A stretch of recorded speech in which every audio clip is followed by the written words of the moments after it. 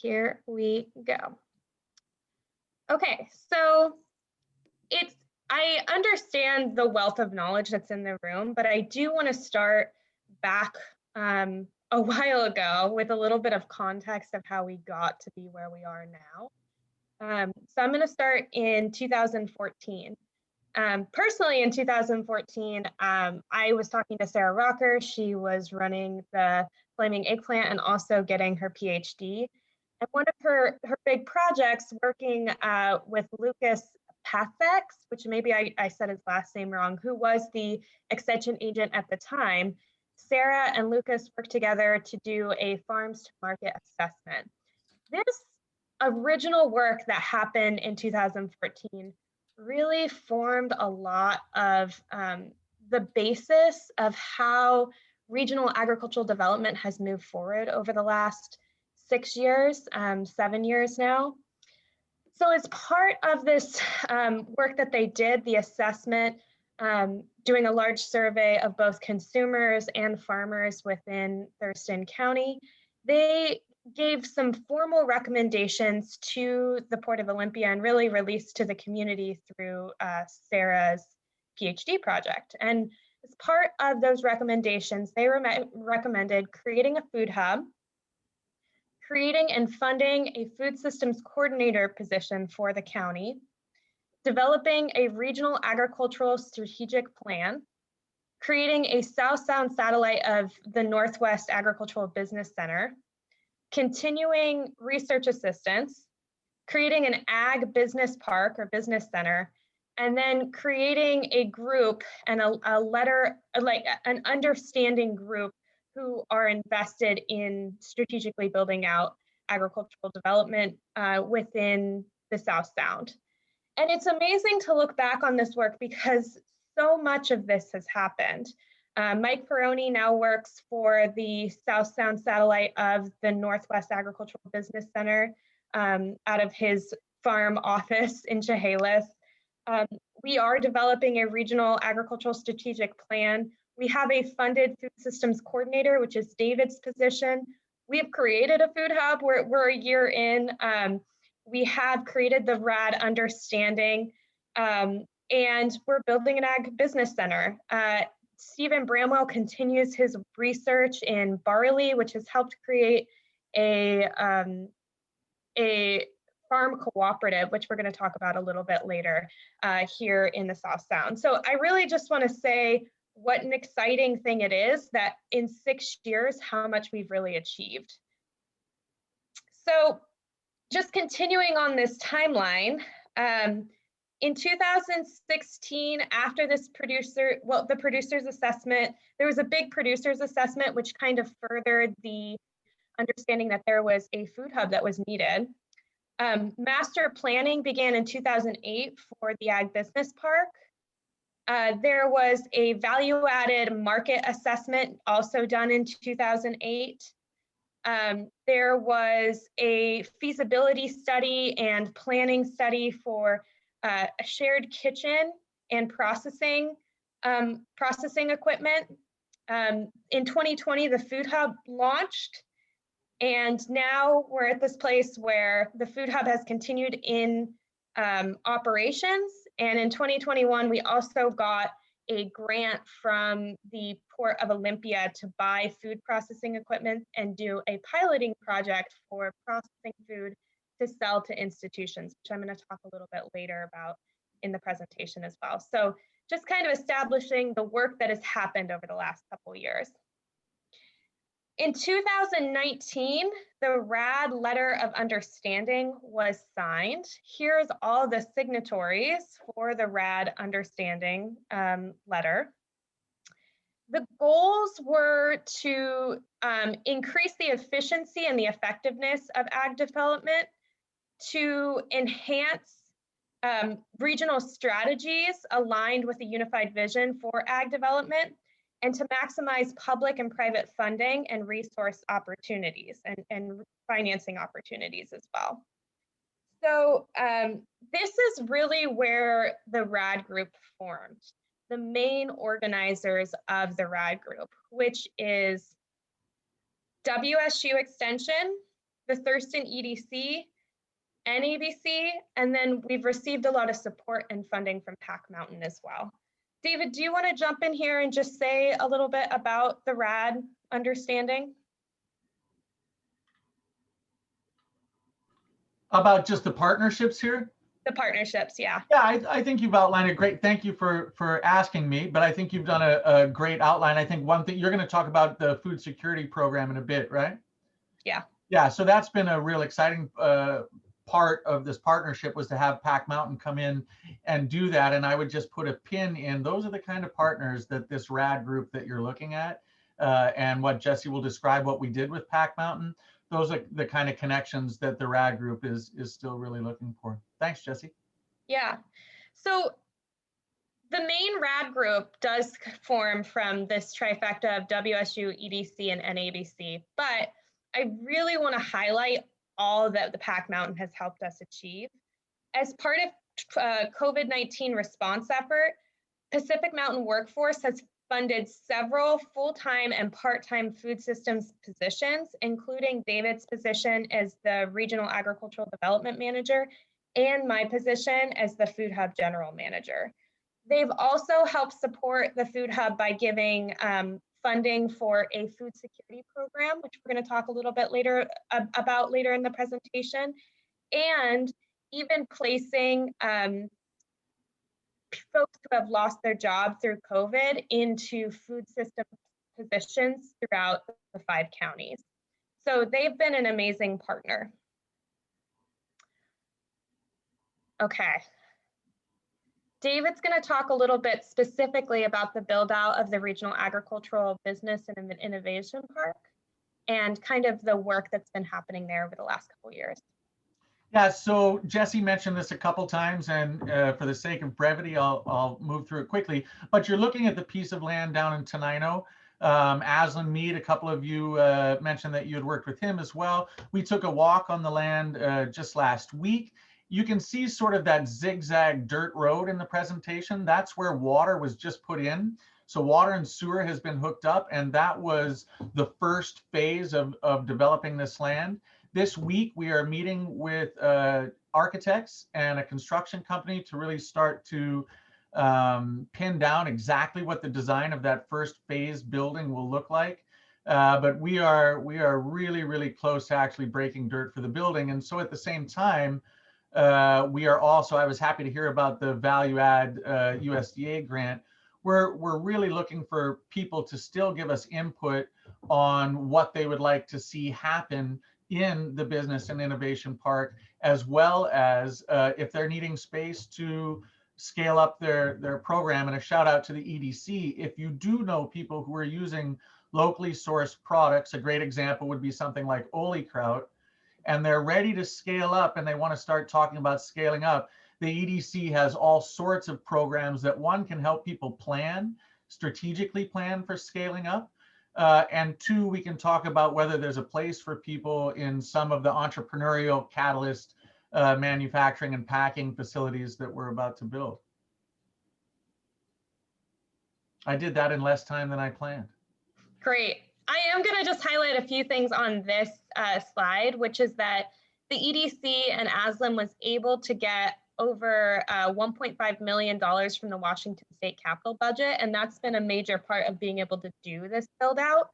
And the Ag Business Park is located in Tenino off of Old Highway 99, which allows it to be a potential link in with the Ag Tourism Trail for Thurston County, and it's on 13 acres. So you can really see that I think long term, the business park, as it's beginning to take, is going to have a major impact on maybe ag tourism, but also the capacity of building small ag-based, value-added based businesses in Thurston County.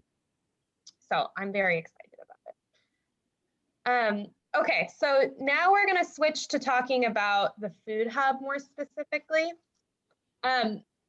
I put in this very simple slide, what is a food hub? Because it is kind of a confusing concept, and often there is a lot of different things that fall under a lot of different business styles that fall under what a food hub is. So I really just want to define what we are calling the Southwest Washington Food Hub. So the problem that food hubs were looking to solve is this issue of ag in the middle. These farms that are too small to attain economies of scale to sell it in a commodity market, but are too large to profitably rely on only direct marketing with farmers markets and CSAs. A solution to the ag in the middle problem has been using food hubs and establishing what is called a value-based food supply chain. So the working definition from the USDA of what a food hub is a business that actively manages aggregation, distribution, and marketing of a source identified food product, primarily from local and regional producers, to strengthen their ability to satisfy wholesale, retail, and institutional demand. One thing that I've been a part of many conversations at my time at Evergreen and at parties in Olympia, where it's like, why do we not have enough local products in our grocers? Why is it so difficult for restaurants to buy local products? And part of it is the expense, yes, but a big piece of it really is this aggregation and distribution piece. What the Food Hub does is takes multiple producers' products, puts it on an online platform, and makes it very easy for a buyer to log on and purchase from 13 different farms and have it just be in one invoice and in one delivery. A lot of buyers, of course, are strapped for time, and it's complicated to call all these individual farms and look at all these individual pick lists to try to put together an order and to run and operate your business smoothly. That's what the Food Hub exists to do. I see something in the chat. Oh, yeah. David just put in our mailing list if you are interested. Okay, so that's a little bit about what a Food Hub is. Now I'm going to talk a little bit about the structure of our Food Hub specifically. So the Food Hub is actually part of the Southwest Washington Growers Cooperative, which I alluded to a little bit earlier. The mission of the Growers Cooperative is to increase the viability of Southwestern Washington family farms through collaborative opportunities in marketing, logistics, and stewardship. There's actually two different marketing pools, let's say, in the Southwest Washington Growers Cooperative currently. One is the Food Hub. The other is a transloading. It's a barley pool, a grain pool. So these farmers have come together to collaborate and develop a rail transloading capacity at the Port of Chehalis, which has provided a cornerstone for being able to access a malter called Great Western, which is all the way up in Idaho. So it's about 8 different barley growers that have come together to be able to aggregate their product and then be able to send it to a malter. Alternatively, oftentimes what a barley grower would have to do is to rent a truck transport for their grains. And all of these barley growers are mid-sized to even considered small barley growers, only doing like 50 to maybe 100 acres each. So by coming together and aggregating their product, they're making they're cutting down on those transportation costs greatly. So really, the Food Hub was born out of this mission of growing markets for farmers in Pierce, Thurston, Mason, Grace Harbor, and Lewis County. And the major goal of the Food Hub is to grow markets for farmers who then join the cooperative and get to be a part of these conversations around maybe even creating more marketing and aggregation opportunities for farmers in the Southbound. The thing that I love so much about this cooperative, and I really just want to highlight this, is that there are farmers currently in the cooperative who are urban farmers who have less of an acre that they're growing on. And then there are farmers in the cooperative who have over 500 acres and it's a family farm and they're a 3rd generation farmer. I think that this type of representation and ability to really focus on markets for both the small growers and our larger or medium-sized growers is really what adds strength to our cooperative as a whole. So what is the Southwest Washington Food Hub? Well, right now it is a warehouse at the Port of Olympia in Tumwater across from the Olympia Airport. In the picture on the top, you can actually see our warehouse. It's very simple right now. The picture to the side, you can see all those farmers in their masks. That's them actually coming in and cleaning up the warehouse to get us started at the beginning or mid 2020. And then on the bottom, you can see us packing one of our main products from 2020, which is these food security boxes that we were contracted with Pack Mountain, which we're going to talk a little bit about in just a minute. So we worked with Pack Mountain Workforce to serve people who had lost their job due to COVID. Pack Mountain Workforce was providing training to help people enter back into the job market after things with COVID kind of equalized. And during that time when people were not employed, we were providing these boxes of fresh local vegetables to people in the urban parts of our county, but also into rural parts of the county. So we took boxes to Elma, Washington. We took boxes to South Bend. We took boxes to Chehalis. So it really was very accessible for a lot of different people, whether they lived in rural or urban counties. There was about $35 worth of vegetables and fruit in each box, and they all came from local farms. Then Pack Mountain worked with the SNAP program to create some really amazing videos that I'll have to drop into the chat box that taught people how to use local fresh food. You can actually see this picture down here. This is with the chef from Three Magnets, and he did an amazing video just teaching people how to use raw vegetables and create a lot of fun new sauces. So we did these free vegetable CSA program-like boxes for over 100 participants for about 18 weeks in 2020. As funding ran out with Pack Mountain, we actually got funding through the WSDA to continue these box programs. And we were even able to do these type of CSA boxes to a couple different rural school districts as well. So we went out to the PL school district and the Adna school district in Lewis County. So that was one of our main products in 2020, is doing these food assistance boxes. We also did deliveries, one-time deliveries of like lots of winter squashes to food banks and things like that. So we definitely see a niche for being able to aggregate products and put it into food assistance programs through the Food Hub. So let's talk a little bit about the numbers and the economic viability of the Food Hub in 2020. I just want to highlight that the chart that you see here, this is actually the numbers from the Puget Sound Food Hub. So this is the amount of sales that they made between year 1 and year 7. And I'll get to why I put that here really quickly in just a second. So in 2020, we actually made almost $83,000 in sales. Of those sales, $55,000 went directly to 12 different producers during 2020. We were able to produce over almost 1,400 food security boxes. So those were those free CSA-like boxes going to folks who needed them because they lost their job due to COVID.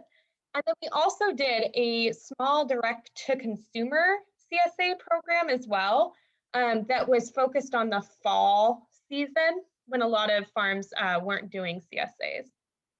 So the reason that I put this chart here, really looking at the number of sales that the Puget Sound Food Hub had, is I really just want to highlight that in their first year, they made about $16,000 in sales.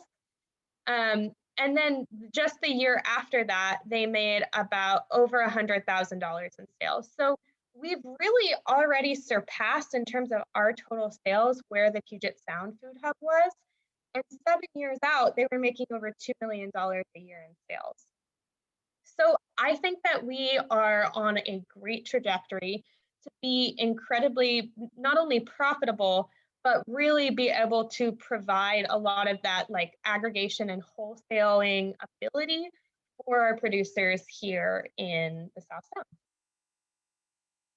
So what markets are we looking at developing in 2021? We are looking to food assistance programs again.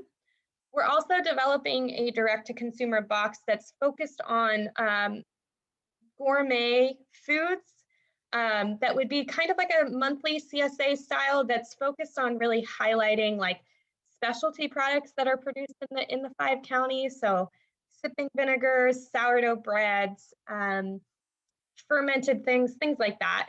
And then really our main goal in 2021 is to continue to build relationships with institutional accounts. That's what the Food Hub is here to do, is to make it really easy for hospitals, schools, grocery stores, and restaurants to buy from multiple producers. So we are continuing to build out those relationships right now. One thing that I do want to mention when it comes to institutional accounts is a major buyer for us in 2020 on top of our food assistance programs was Providence Hospital. So we did a lot of sales to Providence Hospital, and we hope to continue and look for more relationships like that that will really help institutions be able to access local food in an easier way. So future products, I talked a little bit about this at the beginning. The Port of Olympia has given a grant to buy some food processing equipment. And through the work of Stephen Bramwell, he has a processing plan and is working with the Olympia High School kitchen right now to actually have a space to be able to process like carrots or cabbage or something like that, that then will be packed and be sold mostly to schools. So we are trying to work with the WSDA Farm to School program and see what lightly processed products is going to make it easier for schools to incorporate local food into school lunches. So look for more information on that as we continue to build out that program. So how can you support the Food Hub and some of the work that we're doing with the RAD group? Well, I would ask you to connect with us on the social media. So I'm going to put some links in the chat box in just a second. I would ask you to join our newsletter, which David just put into the chat box.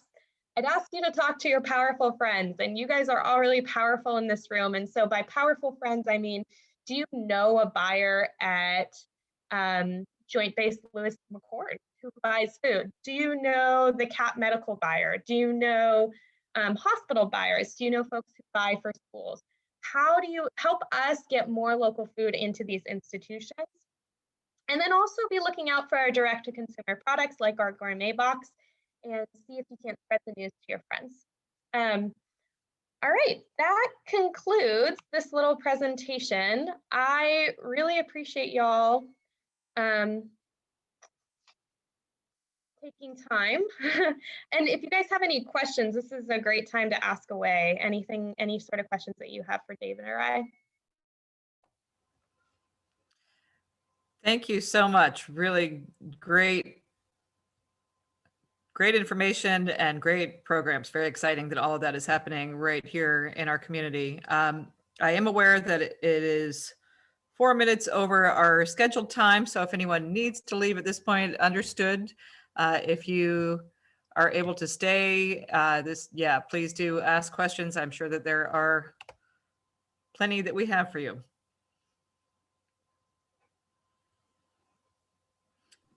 I'll start for that. Jesse, if I could step in, if people want information on those grants, I would be a good person to send that request to. I've just put together an information. Mentioned work on underway, I think, for a strategic plan for agriculture in the region. Is it possible to learn more about that process or what's already been articulated?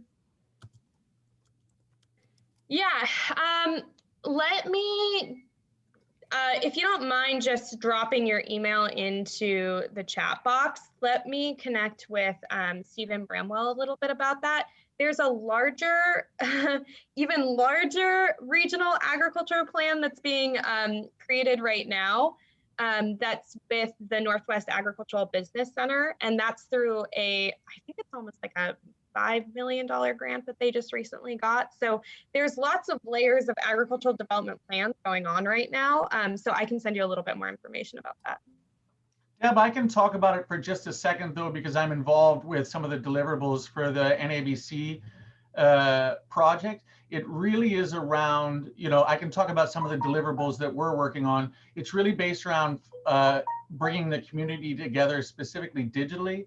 So providing a sort of greater network for the Food Hub network in the state, using some common, to use an example, POS systems, use some common aggregating metrics. And so a large part of that strategic planning right now is research and development for best practices. How do we get this community really together in one place where they can really speak and address the metrics of locally sourced distribution? Did that help at all?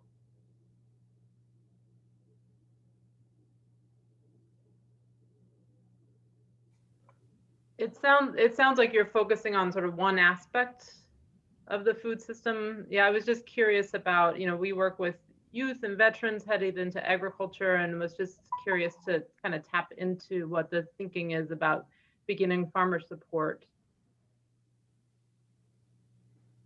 Excellent. Wait, if I'll be talking with Mike. The objectives that I just talked about are really in the sort of objective 2 part of the whole grant, but I'll mention that to Mike and get some information back to you. I have a question for Jesse about the farmers involved. Excuse me, you said there were 12 producers last year. Can you describe, maybe name the farms or some of the farms and the variety of products being produced, and plans for this year, the same 12, growing the number of farmers, the long-term plan about how many producers do you hope can be engaged in this Food Hub? Yeah, thank you for that question, Loretta. So one really exciting thing right now is that one of our producers is on the call, Jennifer McMasters at Five Hearts Farm. So Five Hearts Farm is one of them. Kersop Organic Farm, Rising River, Calliope Organic Farm. Actually, I can get you set up to be able to see all of our producers. It's on our website. We work with value-added producers as well as farmers. That's for our online website. So it's not just farmers who are included in those producer numbers. And in terms of growing the amount of producers that are in the hub, absolutely. We are open to all folks joining the hub. Their application has to be approved by our Food Hub committee and feel like it's in line with our mission. But we just had 2 new farms apply that will be voted in next week. So we are growing, and we're just trying to connect as many farms as we can with these wholesale markets when they think that it's appropriate for them to scale up in that way.